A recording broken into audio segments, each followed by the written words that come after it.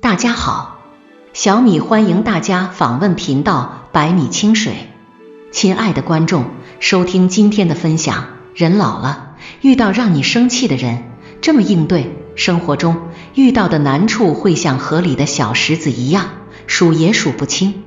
如果一味的纠结，就会看不到河里的鱼和河岸的美丽风景。伊索有言，人需要温和，不要过度的生气，因为从愤怒中常会产生出对易怒的人的重大灾祸来。与人相处，我们需要懂得先保护好自己，其他的都会是小事。遇到让你生气的人，不争执，不辩驳，保持一颗平静的心。真假对错，爱恨情仇，自有评断。凡事莫着急，面带微笑，一团和气，反而更容易解决问题。人老了，与人相处，遇到让你生气的人，这么应对：选择疏远，保持冷静。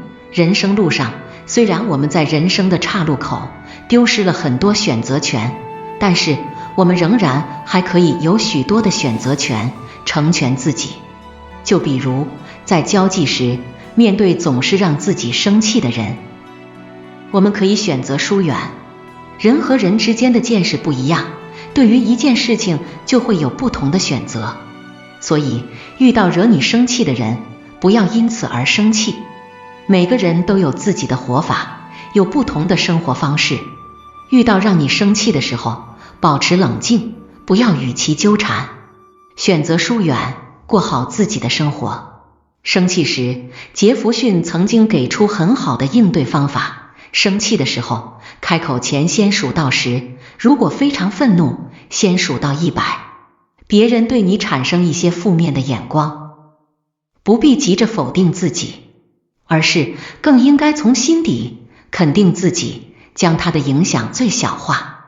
选择疏远，然后和志同道合的人一起前行，未来会遇到许多光和希望。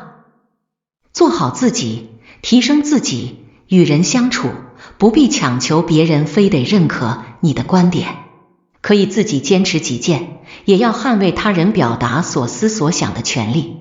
李菁在《生气不如争气》中写道，愚蠢的人只会生气，聪明的人懂得去争气。生气不如争气。当我们把自己插上电，认真生活时，我们的价值感会越来越高。也因为自己的不同优势，让我们越来越与众不同。他人的态度与评价都会随着你的成就发生改变，而让他们心甘情愿的改变。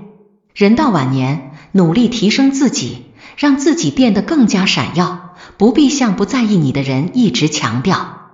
人与人之间相处，产生矛盾，不是与其辩论，就能让别人真正为你折服。在别人惹你生气时，请学会做好自己，学会提升自己，用自己的成功与荣耀，才能真正让那些伤你、气你的人闭嘴。不懂你的人，不必深交。在这世间，那些真正惹你生气的人，思维与你不在同一个频道上，他不理解你，也不懂得你的人生决定。人与人之间深度交往，才会明白彼此之间的价值观是否契合。人到晚年，选择性清点自己的朋友圈，会让自己后半生的生活质量越来越高。与人相处，与对方站在两个阵营，不必与其争辩不休。做好自己手里的事情，用事实说话。不同的人，选择不同的人生路。追求自己认为的幸福生活，才构成了这世间百态。不懂你的人，如果一直在否定你的生活和你的选择，会让你的晚年陷入负能量之中。与不懂你的人在一起，只会不断消耗自己。到了晚年，遇到经常让你生气的人，不要生气，而是过好自己的日子。身边有很多懂你、珍惜你的人，需要你去陪伴。人生就像是一部电影，自己想要生活多精彩，就需要自己添加开心与快乐。人到晚年，闲时种花种草，无聊时读书，有兴致时出去走走看看。人生有很多值得自己探索的事情要做，何必为一些不值得的人徒增烦恼？杨绛先生写道，我和谁都不争，和谁争我都不屑。生气改变不了结果，不如一笑而过。生气会消耗你的身体，人老了，最应该重视的就是自己的健康。